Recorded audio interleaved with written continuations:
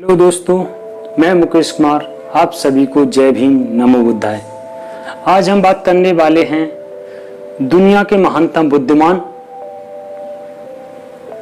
भारत के शिल्पकार, नारी के मुक्तिदाता, भारत रत्न, भारत के पहले कानून मंत्री, बहुजनों के नायक और भारत के शिल्पकार डॉक्टर भीमराव अंबेडकर के बारे में, जिन्होंने बहुत ही खूबसूरत पूरे भारत को संविधान दिया। उनके बारे में आज हम बात करने वाले हैं। एक सफल आदमी के पीछे एक औरत का हाथ होता है, इसीलिए इस केस स्टडी में हम माता रमाबाई के बारे में भी कुछ घटनाओं पर प्रकाश डालेंगे। इसके बारे में हम चर्चा शुरू कर। बाबा साहब का जन्म मध्य प्रदेश के महू गांव में हुआ था 14 अप्रैल 1891 में। वो माता भीमाबाई सतपाल सूबेदार उनके पिता के 14वें संतान के रूप में उनका जन्म हुआ। उनके बचपन में ही उसकी बुद्धि और विवेक को देखते हुए बाबा साहब के पिताजी सतपाल सूबेदार ने सोचा कि ये बच्चा कुछ आगे चल के हमारा नाम कर सकता है और कुछ आगे भी कर सकता है, इसीलिए हमें इसे पढ़ाना चाहिए। तो उनके पिताजी ने जब उनका एडमिशन का स्कूल में कराने गए तब मास्टर ने पूछा, आपकी जाति क्या है? बाबा साहब के पिताजी ने कहा, हम महार जाति के हैं। मास्टर झल्ला कर बोला, आपको पता नहीं है, महारों को और अछूतों को पढ़ने का अधिकार नहीं है, लेबर, क्षत्रिय, वैश्य और क्या कहते सवर्णों को इस पर पढ़ने का अधिकार है। तो बाबा साहब के पिताजी लौट कर आए। वो सेना में मेजर सूबेदार थे। तो उन्होंने अपने बड़े अधिकारी से कहा कि मैं अपने बच्चे को पढ़ाना चाहता हूँ। तो उनके कहने पर मास्टर ने एडमिशन तो ले लिया, पर उनके सामने एक शर्त रख दी, अगर आपका बच्चा बाहर बैठकर पढ़ सकता है तो एडमिशन ले लूंगा मैं, अन्यथा सबके बराबर बैठकर मैं इनका एडमिशन ही नहीं ले सकता, क्योंकि इनकी परछाई से, छूने मात्र से सभी लोग अपवित्र हो जाएंगे। मैं रोज रोज गंगा जल छिड़क के इनको पवित्र नहीं कर सकता। तो डॉक्टर भीमराव अंबेडकर ने बोला कि मुझे स्वीकार है, मैं बाहर बैठकर पढ़ लूंगा, बाहर बैठकर पढ़ लूंगा।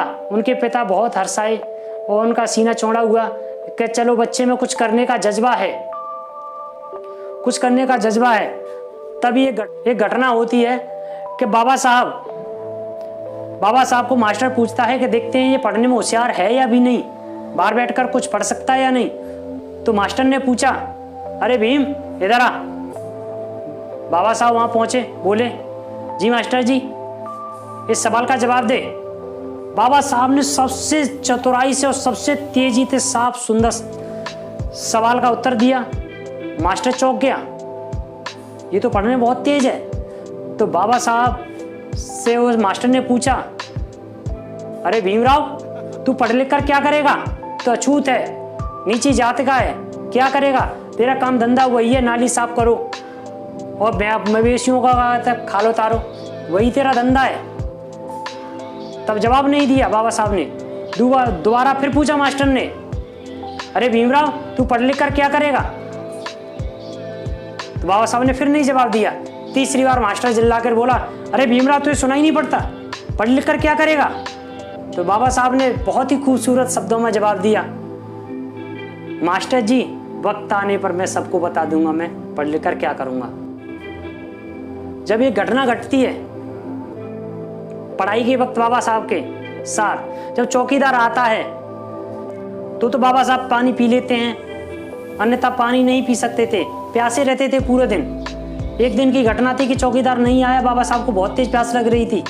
उसने घड़े से हाथ लगाया तो मास्टर ने बहुत मारा, बोला तू अछूत है, महार है, इससे पानी नहीं पी सकता, ये सवर्णों का अधिकार है, तू चौकीदार होगा तभी पानी पी सकता है, अन्यथा प्यासा रह सकता है, अपने घर जा पानी पी के आ। बाबा साहब सोचने लगे कि घर जाऊंगा तो पढ़ाई छूट जाएगी। तो उन्होंने प्यासा रहने का प्रण लिया और शाम को जब घर गए तो अपनी माता से बोले, माँ मैं बहुत प्यासा हूँ, मुझे पानी दो। माँ बोली, स्कूल में पानी नहीं मिला कर इतना प्यासा है। भीमराव ने पूरी घटना सब बताई अपनी माँ को, उनकी आंखों में आंसू आ गए। तो बाबा साहब ने पूछा, ये महार क्या होता है? बाबा साहब ने पूछा महार क्या होता है माँ? तो भीमाबाई ने बहुत सोच समझ के जवाब दिया, ये महार वो जाति होती है, अछूत होती है, जिसके छूने मात्र से ही नहीं, उसकी परछाई मात्र से भी लोग अछूत हो जाते हैं, अपवित्र हो जाते हैं, ये महार जाति है। बाबा साहब ने कहा कि मैं बड़ा होकर एक दिन ऐसा करूंगा, ये जाति व्यवस्था को पूरे का कहता है ध्वस्त कर दूंगा। उनकी मां चुप रही। फिर एक ऐसी घटना घटती है, बाबा साहब के जीवन पर बहुत ही दुखों का पहाड़ गिरता है और उनकी मां का बाल्यावस्था में ही मृत्यु हो जाती है, बाबा साहब की बाल्यावस्था में।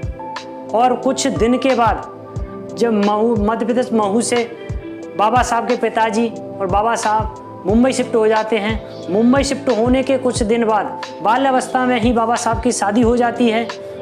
1906 में रमाबाई से शादी हो जाती है और कुछ इंटर की क्वालिफिकेशन पूरी करने के बाद जब बीए की डिग्री का हासिल, मुंबई विश्वविद्यालय से बीए की डिग्री हासिल करते हैं, तब उनका मुंबई विश्वविद्यालय में सबसे टॉप रैंक आती है।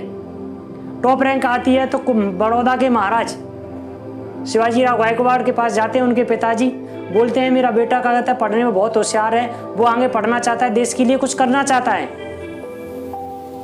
देश के लिए कुछ करना चाहता है। तो शिवाजीराव गायकवाड़ ने स्कॉलरशिप दी। जब कोलंबिया यूनिवर्सिटी जा रहे थे तब बाबा साहब की 3 संतानें थीं, यशवंत, दामोदर और रमेश।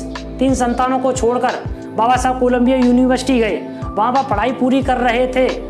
तभी अचानक एक घटना होती है। घटना क्या होती है? जब 3 बच्चे और माता रमाबाई 4 परिवारों का भरण पोषण के लिए मुंबई की गलियों में घूम घूम कर माता रमाबाई गोबर इकट्ठा करती हैं और गोबर के उबले बनाकर कंडे बेचती हैं, तब वो उनका भरण पोषण करते हैं। उसी बीच एक घटना होती है, बाबा साहब की पढ़ाई पूरी नहीं हो पाती है और उसी बीच एक घटना होती है कि रमेश और दामोदर की मृत्यु हो जाती है। कोलंबिया यूनिवर्सिटी से पढ़ाई करके आते हैं बाबा साहब, तो पूछते हैं रमा हमारे 2 बच्चे नहीं दिख रहे। तो माता रमाबाई पूरी घटना बताती हैं कि साहब 4 बच्चों का भरण पोषण में 3 बच्चे और मैं 4 लोगों का भरण पोषण नहीं कर पाई, इसलिए बीमारी के कारण आपके 2 बच्चों की मौत हो गई। बाबा साहब बहुत आहत होते हैं और पढ़ाई करने के बाद यहाँ पर काम करते हैं और लोगों का जन समूह इकट्ठा करते हैं। बाबा साहब की पढ़ाई अधूरी रह जाती है। उसी क्षण उनके मित्र आते हैं, नवल भटेना जी। बाबा साहब से बोलते हैं आपकी पढ़ाई पूरी हो गई? बाबा साहब बोलते हैं नहीं। तो नवल भटेला जी कहते हैं आप अपनी पढ़ाई पूरी कीजिए। बाबा साहब कहते हैं मेरे पास पैसे नहीं हैं। तो नवल भटेला जी 5,000 रुपये स्कॉलरशिप के रूप में देते हैं बाबा साहब को और वे पढ़ने चले जाते हैं। पढ़ने जाते हैं, उसके कुछ दिन बाद उनके घर में खुशी आती है। उनके यहाँ एक बेटी का जन्म होता है। जैसे ही बाबा साहब को पता चलता है कि उनके यहाँ बेटी की पैदा हुई है, बाबा साहब बहुत खुशी होते हैं और उनका नाम इंदू रख देते हैं। और देखो घर में खुशी आई और थोड़े दिन बाद ही एक घटना फिर घटती है माता रमाबाई के और बाबा साहब के बीच कि बाबा साहब के पैसे खत्म हो चुके थे जो नवल भटेला जी ने दिए थे। पैसे खत्म हो जाते हैं। इसी बीच बाबा साहब पत्र लिखते हैं माता रमाबाई को कि रमा मुझे मालूम है तुझ पर पैसे नहीं होंगे, पर मैं चाहता हूँ कि अब मैं अपनी पूरी पढ़ाई करके आऊँ, इसीलिए तू कुछ पैसों का जुगाड़ कर। तो माता रमाबाई मुंबई की गलियों में गोबर इकट्ठा करके उबले बनाकर उसे सुखाकर बेचा करती थी, उससे भरण पोषण करती थी। तो कुछ पैसे इकट्ठे भी हुए। तो उसी बीच जब पत्र आया तभी उनकी बेटी इंदू बीमार पड़ गई और उनके सामने दुविधा आ गई कि बाबा साहब की पढ़ाई के लिए पैसे भेजूं तो बेटी मर जाएगी और बेटी को बचाऊं तो बाबा साहब की पढ़ाई अधूरी रह जाएगी। जो बहुजनों की खातिर अपने अछूतों के कारण वो पढ़ाई कर रहे हैं, उनके लिए कुछ संघर्ष करना चाहते हैं, उनकी वो अधूरी रह जाएगी। उन्होंने कहा बेटी तो कहीं भी और भी लोगों मरते रहते हैं, चलो बेटी को बलिदान करते हैं और बाबा साहब की पढ़ाई के लिए उन्हें पैसे भेज देते हैं। ये कितना बड़ा बलिदान था उस माँ के लिए। आज के ज़माने में कोई माँ ऐसा नहीं करेगी। बाबा साहब अपनी पढ़ाई पूरी करके विदेश से आए थे तो लोगों ने मंच तैयार किया बाबा साहब के सम्मान के लिए। तो माता रमाबाई भी चाहती थी कि मैं भी देखूं अपने साहब का सम्मान कैसे होगा। तो माता रमाबाई जाना चाहती थी पर एक उनके साथ एक घटना फिर हुई, उनके पास नए कपड़े नहीं थे, पटी हुई साड़ी थी। तो उन्होंने देखा कि शिवाजीराव गायकवाड़ जी ने जब स्कॉलरशिप दिया था, उनके स्वापा बांधा था, उसी सापे को लपेटकर माता रमाबाई मंच से दूर एक पेड़ के नीचे खड़ी हुई थी। जब बाबा साहब अपने भाषण दे रहे थे, तभी इन्होंने देखा कि माता रमाबाई पर उनकी नज़र पड़ती है। तो मंच से उतरकर बाबा साहब उनके पास जाते हैं और बोलते हैं, रमा तू यहाँ कैसे आ गए? उन्हें साहब मैं यहीं ठीक हूँ। जब उन्होंने देखा कि ये सापा तो वो शिवाजीराव गायकवाड़ जी ने दिया था, वही को लपेट कर आई है, तो बाबा साहब ने कहा, और रमा तू मांग जो कुछ मांगना चाहती है। तो माता रमाबाई ने सरल शब्दों में कुछ इस तरह जवाब दिया कि साहब मैं चाहती हूँ कि आप पढ़ लिख तो गए हैं, समाज में कुछ ऐसा काम करें कि समाज में कोई भी औरत कपड़े के लिए मोहताज न हो, मान सम्मान के लिए मोहताज न हो, कुछ काम ऐसा करके जाना जिंदगी में। ये थी अपने बाबा साहब ने कहा, मैं सोच रहा था तुम अपने लिए कुछ मांगोगी, तुम्हारा दिल तो मुझसे भी बड़ा है, तुमने पूरी समाज के लिए क्या कहते ये मांगा है, मैं इस पर बहुत कुछ करने वाला हूँ।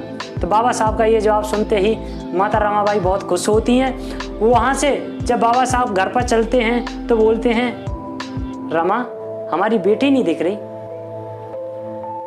तो माता रमाबाई घटना बताती हैं कि आपकी बेटी इस दुनिया में नहीं है। उन्होंने कहा कैसे? कि जब आपका पत्र आया तो बेटी बहुत बीमार थी, मैंने सोचा अगर आपको क्या कहते पैसे नहीं भेजती आपकी पढ़ाई अधूरी रह जाएगी, अगर बेटी को अगर आपकी पढ़ाई छोड़ती हूँ तो बेटी बच जाएगी, तो मैंने आपकी पढ़ाई को क्या कहते आगे महत्व दिया। डॉक्टर भीमराव अंबेडकर ने कहा, तुझ जैसी माँ और तुझ जैसी पत्नी दुनिया में कोई नहीं है, तू महान है, इतिहास तुझे याद रखेगा सदियों तक। उस घटना के बाद बाबा साहब जब शिवाजीराव गायकवाड़ जी के यहाँ गए, नौकरी की, वहाँ पर उन्हें कब शिवाजीराव गायकवाड़ जी ने जब उन्हें नौकरी दी तो कमरा लेने गए, तो पासियों के यहाँ गए तो जन्म धर्म बदलकर वहाँ पर अपनी जाति बदलकर कमरा लिया। और कुछ ही समय बाद ये घटना होती है कि वहाँ का प्यून था, चपरासी था, वो बाबा साहब को फाइल फेंक के देता था। तो वहाँ पर उनके जो विचार थे उनको ठेस पहुंची। उन्होंने कहा, मुझे यहाँ इतनी पढ़ाई करने के बाद भी मुझे सम्मान नहीं मिल रहा है, तो मेरे समाज का क्या हाल होगा। तो वहाँ से कुछ पासियों को मालूम पड़ता है, पासी समाज के लोग, तो वहाँ से उनको डंडे लाठी डंडे से लेकर निकाल देते हैं। तो घटना क्या होती है? घटना ये होती है, वहाँ से जब वो जा रहे होते हैं तब रिक्शे वाले से बोलते हैं, चल तुम्हें मुझे वहाँ तक छोड़ दे। तो रिक्शे वाला पूछता, किस जाति के? बाबा साहब ने कहा, जाति से क्या फर्क पड़ता है? उसने कहा, जाति से फर्क पड़ता है, तुम किस जाति से हो? बाबा साहब ने कहा, मैं महार हूँ। बाबा साहब से बोला, मैं नहीं ले जा सकता तुझे, पानी की ले आना, मुझे बहुत जाना है। तो बाबा साहब के कहने पर वो माना, बोला बैठ के मैं जाऊंगा, चला के तू ले जाएगा, तो मैं चलता हूँ। बाबा साहब मान गए और चले आए। वहां से वो वकीलात की शुरुआत करते हैं। नौकरी नहीं की उन्होंने, मैंने कि समाज के लिए कुछ करना चाहता हूँ, तो उन्होंने वकीलात की, पर कोई भी केस नहीं आता था, कोई भी केस नहीं आता था। तो उसी बीच जब गर्दिश के दिन चल रहे थे तभी उनके यहाँ एक फूल खिला, यानी एक बेटे का जन्म हुआ। बेटे का जन्म हुआ तो उसका नाम था राजरतन। राजरतन रखा, वो बहुत ही खूबसूरत था। तो उसके गोद में लेके हुए माता रमाबाई से बोले, रमा देखना एक दिन अपना राजरतन दुनिया पर राज करेगा। इससे कहा जाता है माता रमाबाई खुश हुई। चलो, बाबा साहब का जब बच्चा बीमार था तो घर से एक आदमी भागते भागते हुआ, बाबा साहब, बाबा साहब। बाबा साहब बोले, क्या है? बाबा साहब बोले कि आपका बच्चा राजरतन बीमार है। बाबा साहब जैसे उनके पैरों से जमीन खिसक गई हो। बाबा साहब गर्दिश के दिन चल रहे थे, बाबा साहब गए, देखे बच्चा ये सोच रहा था कि बाबा साहब की छाती से लगाते हुए वक्त राजरतन ने अपने दम तोड़ दिया। माता रमाबाई बोली, बस करो बाबा साहब, बस करो, आपने समाज सेवा बहुत की। समाज सेवा के चक्कर में अपने 4-4 बच्चों को बलिदान कर चुकी हूँ। ऐसी समाज सेवा मुझे नहीं चाहिए। मैं सोच रही थी कि आप पढ़ लिख कर नौकरी करेंगे, हमारा भरण पोषण करेंगे, हमें जिल्लत भरी जिंदगी से निकालेंगे, पर आप भी पृथ्वी समाज सेवा में लगे हुए हैं। तो बाबा साहब ने कहा, रमा मैं तेरा दर्द समझ सकता हूँ, तूने 4-4 बेटों को कुर्बान किया है, मैं तेरा दर्द समझ सकता हूँ। तू एक माँ है पर मैं भी एक बाप हूँ। मुझे भी अपने 4 बच्चों का दुख है, पर समाज में लोग, बहुजन समाज के कितने लोग, गरीब तबके के बच्चे रोज मर रहे हैं, उनका भी मुझे देखना है। तो बाबा साहब ने कहा कि रमा आज मेरा राज रतन गया तो मुझे इसका अफसोस ज़्यादा नहीं है, पर आने वाला समय जब कोई किसी रमा के पेट से कोई राज रतन पैदा होगा तो इस देश पर राज करेगा। माता को तसल्ली हुई और उसी कुछ दिनों बाद बच्चों की 6 मौतों को देखने बाद, 4 बच्चों की अपने सास ससुर की मौत देखने के बाद उन्हें शरीर में ज़्यादा क्या कहते पीड़ा होने लगी और कुछ 36 साल की उम्र में वो दुनिया को छोड़कर चली गई। 36-37 साल की उम्र दुनिया को छोड़कर चली गई। बाबा साहब अकेले रह गए। तो उन्होंने बच्चे का भी, अब एक बच्चा बचा था यशवंत, उसका भी क्या कहता भरण पोषण नहीं सही से कर पा रहे थे। तो बाबा साहब, एक घटना और होती है, बाबा साहब ने मनुस्मृति पढ़ी। बाबा साहब के मनुस्मृति में बुद्धि को जज नहीं पाई। बाबा साहब ने उसमें औरतों का अपमान था। ढोल गवार शूद्र नारी, ये ताड़न के सब अधिकारी। तो बाबा साहब ने 25 जुलाई 1927 को मनुस्मृति का दहन किया। 2 मार्च 1930 को ये घटना और हुई जब बाबा साहब कहते थे कि प्रकृति के सभी जगहों पर सभी समान अधिकार है। तो कालाराम मंदिर नासिक का हजारों अनुयायियों के साथ बाबा साहब ने उस मंदिर में प्रवेश किया, पर वहां पर सभी से बोले, आप मंदिर में प्रवेश तो करा दिया मैंने, पर अब कभी मंदिर में प्रवेश मत करना। ये मंदिर आपको कुछ दे नहीं सकता। अपने को बच्चों को पढ़ाना, 3 वक्त की रोटी के बजाय 2 वक्त की रोटी खाना, पर बच्चों को जरूर पढ़ाना, पर मंदिर की तरफ कभी मत आना। बाबा साहब ने ये सभी से आग्रह किया था। पर आज क्या कर रहे हैं? सभी लोग किताबों को छोड़ मंदिर की तरफ भाग रहे हैं। ये बाबा साहब के बलिदान को, और बाबा साहब आजाद भारत के पहले कानून मंत्री बने। कानून मंत्री बने तो उन्होंने संविधान भी लिखा। संविधान 26 जनवरी 1950 को जब लागू हुआ तो समाज में समानता का अधिकार मिला। और कानून मंत्री बनते हुए बाबा साहब ने एक लॉ पारित किया। जैसे आज हम 8 घंटे की ड्यूटी करते हैं और 4 छुट्टी मिलती हैं, पहले नहीं था। पहले 14-14 घंटे ड्यूटी करनी पड़ती, एक दिन की छुट्टी भी नहीं होती थी। बाबा साहब ने लॉ पारित किया और 8 घंटे की ड्यूटी, 4 दिन की छुट्टी। सभी को बोलते हैं कि सवर्ण बोलते हैं कि बाबा साहब ने संविधान में दलितों का अधिकार दिया है, नहीं, सभी को अधिकार दिया है। बाबा साहब ने नारी शक्ति के लिए हिंदू कोड बिल के नाम से एक लॉ पारित किया। वो कांग्रेस और मोहम्मद अली जिन्ना ने खारिज कर दिया। आगे चल के वो लॉ पारित भी हुआ। बाबा साहब ने ये हिंदू कोड बिल में ये था कि नारियों को समान अधिकार मिले, औरत को भी तलाक करने का अधिकार हो, अपने माँ बाप की संपत्ति में बराबर का अधिकार हो, नौकरी में अधिकार हो। बाबा साहब ने, और प्रेगनेंसी रिलीफ, जैसे औरतें, महिलाएं जब ड्यूटी करती हैं और प्रेग्नेंट हो जाती हैं, उन्हें 6 महीने के लिए प्रेगनेंसी रिलीफ मिलती है, वो उसका पैसा भी मिलता है, आपको रिलीफ भी मिलती है। ये बाबा साहब ने औरतों के सम्मान के लिए किया था। आज सब महिलाएं भूल गई हैं कि बाबा साहब ने हमारे लिए क्या किया था, और समाज भी भूल चुका है। आज हम सभी बहुजन समाज के लोग जो नौकरी कर रहे हैं, और सर्व समाज की जो औरतें, आज बच्ची जो भी हैं, जो बाबा साहब की बदौलत डॉक्टर, इंजीनियर, मुख्यमंत्री जो भी हैं, प्रधानमंत्री, राष्ट्रपति जो भी हैं, जो बाबा साहब की बदौलत है।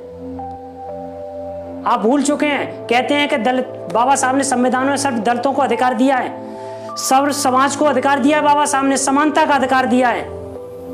आज नौकरी लगती है बहुजन समाज के लोगों को तो मंदिर में जाते, कीर्तन करवाते हैं, कुछ भी करते हैं, बोलते हैं इनकी बदौलत, भगवान की बदौलत नौकरी लगी है। अगर बाबा साहब अधिकार नहीं देते तो आप चप्पल घिस रहे होते, किसी के यहाँ नौकरी कर रहे होते। वही गले में हंडी पीछे झाड़ू लगा होता। बाबा साहब का बलिदान भूल गए हैं। पर कहते हैं बाबा साहब ने हमारे साथ क्या किया है। 14 अप्रैल के दिन मोमबत्ती भी नहीं लगाते हैं। अरे पानी पीने का अधिकार, पढ़ने का अधिकार, पहनने का अधिकार, जो राजपाट का अधिकार, पढ़ने का, जहां तक मंत्री, एमएलए, मुख्यमंत्री, सबका अधिकार बाबा साहब ने दिया है हमें। और लोग भूल जाते हैं कि बाबा साहब ने कुछ सवर्णों की बातों में गुमराह होके भूल जाते हैं। बाबा साहब ने कहा था कि शिक्षा वो शेरनी का दूध है, जो पिएगा वो दहाड़ेगा। आज क्या कर रहे हैं, शेर ने पढ़ाई को तो छोड़ो, अब बच्चे, आज छोटे छोटे बच्चे नशा कर रहे हैं। क्यों? कोई भी चाहता है, हर एक बच्चे से पूछ लेना, किसी बच्चे से पूछ लेना तो बड़े होकर क्या करेगा। तो कोई कहता था विराट कोहली बनूंगा, सचिन बनूंगा, अमिताभ बच्चन बनूंगा, शाहरुख खान बनूंगा। कोई कहता है कि अपने बाप जैसा बनूंगा। नहीं, क्यों नहीं बोलता? उसके पीछे कारण है। उसके पीछे कारण यह है कि उसके बाप ने कुछ किया नहीं। हमारे माँ बाप ने हमारे लिए इतना नहीं किया जितना बाबा साहब और रमाबाई ने जी किया है। अपने 4 बच्चों का बलिदान, चाहते तो वो अच्छा लाइफ स्टाइल जी सकते थे, चाहते तो अच्छा लाइफ स्टाइल जी सकते थे, पर बहुजनों की खातिर उन्होंने अपना सब कुछ बलिदान दिया। और बहुजन समाज के लोग उन्हें गुमराह कर रहे हैं, उनके बच्चों को पालन नहीं कर रहे हैं, दारू पी के टल्ली रहते हैं, बच्चों को पढ़ाते नहीं है। मैं एक कहानी शेयर करता हूं आपसे। अगर किसान का एक फसल खराब हो, 3 महीने खराब होते हैं, 2 फसल खराब होती, 6 महीने खराब होते हैं, अगर 4 फसल खराब हो जाएंगी, 1 साल खराब होगा। अगर मैं चाहता हूं कि आप सभी लोग नशे से मुक्त रहें, अगर आपकी एक पीढ़ी खत्म हो गई नशे में, तो 3 पीढ़ी सुधारने में लग जाएंगी। आप इतना नीचे झुक जाओगे कि उठने लायक नहीं बचोगे। इसीलिए आपके पास अभी भी समय है। अपने बच्चों को पढ़ाएं, अच्छी शिक्षा दें, रोटी कम खाएं पर शिक्षा जरूर दें। मैंने पहले भी कहा है, शिक्षा वो शेरनी का दूध है, वो पिएगा वो दहाड़ेगा। और अपने नौकरी वाले समाज से लोग, बहुजन समाज के लोगों से भी कहना चाहता हूं कि बाबा साहब की बदौलत आपको नौकरी मिली, आपकी मेहनत है। बाबा साहब की सफलता न होती तो आप आगे तक नौकरी नहीं कर पाते। जैसा भी हो, जितना भी हो, आप समाज की हेल्प करें। आने वाला समय तुम्हें भी याद रखे जैसे बाबा साहब को याद रखता है। मैं आप सभी से निवेदन करना चाहता हूं कि नशे से मुक्त रहें, अपने बच्चों को पढ़ाएं, लिखाएं। जब बाबा साहब हिंदू धर्म में जन्मे थे, बाबा साहब ने बुद्ध धर्म को अपनाया क्योंकि उसमें अलग था, उसमें कुछ अलग था, उसमें कोई जाति बिरादरी नहीं थी। 14 अक्टूबर 1956 को 5 लाख अनुयायियों के साथ बाबा साहब ने बौद्ध धर्म की दीक्षा ली। जो आज बाबा साहब की बदौलत भारत में जो बौद्ध धर्म की पेड़ खड़ा हुआ है, जो बाबा साहब की बदौलत है। नहीं ज्यादा, बाबा साहब से पहले बौद्ध धर्म को हिंदुस्तान में नहीं था। शुरुआत बौद्ध धर्म की हिंदुस्तान से हुई थी। जब सवर्णों ने बौद्ध भिक्षुओं पर अत्याचार किए तो विदेश चले गए, वहां पर क्या कहता बौद्ध धर्म की दीक्षा फैलाई। आज सभी ज्यादातर देशों में बौद्ध धर्म की दीक्षा प्राप्त करते हैं। जापान, चीन, नेपाल, भूटान जैसे लोग तो सभी पूरा ही बौद्धिस्ट है। जब 18 मार्च 1956 को बाबा साहब जब आगरा आए थे तो बाबा साहब बहुत रोए थे, बोले थे मेरे पढ़े लिखे समाज ने मुझे बहुत धोखा दिया है। कुपड़ हैं वो जानते नहीं है, पर पढ़े लिखे हैं वो जानते हैं। मैं अकेले तंबू का अकेला बम्बू हूं, मुझे मालूम नहीं मैं कितने दिन बचूंगा। मैं आप सभी से कहना चाहता हूं, इस मूवमेंट को आगे बढ़ा नहीं सकते तो खत्म मत करना। आज हम अपनी पीढ़ी नस्लें दारू में बर्बाद कर रहे हैं, पर वो बाबा साहब के वो वचनों को नहीं मानते हैं। मैं कहता हूं दुनिया में ऐसा कोई प्रेरणादायक नहीं है बाबा साहब जी। इतना संघर्ष बाबा साहब ने किया, दुनिया में किसी ने नहीं किया है। इसीलिए कहता हूं कि बहुजनों और नारी दाता सभी समान नारी से मैं कहना चाहता हूं, बाबा साहब के बिना और बहुजन समाज के लोग और नारी समाज और जितने मजदूर समाज के लोग हैं, बाबा साहब के बिना आप ये दिन देखें वो देख नहीं सकते थे। आप सभी से कहना चाहता हूं, अपने बच्चों को पढ़ाएं, अच्छी शिक्षा दें और नशे से दूर रहें। बस, जय भीम।